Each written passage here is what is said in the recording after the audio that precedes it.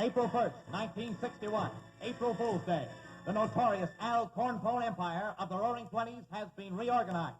Heading the new mob is Al Cornpone Jr., who tried to find happiness in an unfriendly world. Although a young man, 16 just yesterday. he was destined to become as famous as his father. Just like my dad. In his inaugural address to his gang, young Cornpone Jr. was heard to say, the headquarters for the new syndicate was Vancouver, Canada. News of the crime wave was brought to the attention of the swinging man at 1410, better known as the Good Guy.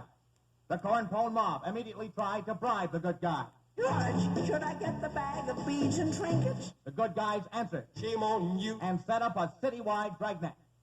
Following a lead that more of the Cornpone gang would arrive at the Vancouver International Airport, Jerry Lee Lander reported from the scene. The plane was way overdue. The reason being, They may have run into some turbulent weather. Happy Pappy was located high atop the CFUN transmitter tower to keep tab on movements of the gang.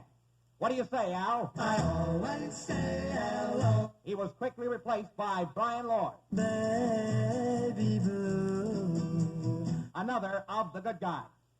By this time, the Cornpone gang had eluded the Good Guys and was terrorizing the city.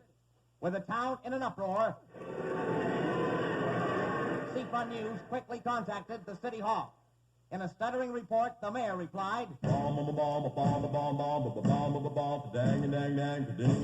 and added this personal plea to Al Cornpone Jr. Oh, my darling, please surrender. In a report from Vancouver City Police Chief, I ain't found nothing yet. meanwhile, back at the radio station, I was digging my DJ show. Frosty Force and Big Dave McCormick noticed that several of the winners of last week's CFUN Twin Pick Hits were members of the Al Cornpone Jr. gang, including their notorious leader.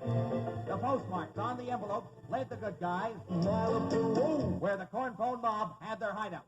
The fight that followed, Battle's glorious, deeds victorious. finally brought to an end the reign of terror. Might as well confess. While awaiting his trial, Al Cornpone Jr. was asked who influenced him to follow in his father's footsteps to a life of crime. When I became of age, my mother called me to her side. The trial was held, On July 3rd in 63, and Al Cornpone Jr. and his gang were sentenced to a life in prison. The lazy river. With the job done and the Cornpone gang arrested, the Good Guys turned to each other and said, Boogie, boogie, boogie, oh, man. when asked how was this possible, Simple. They were corruptible.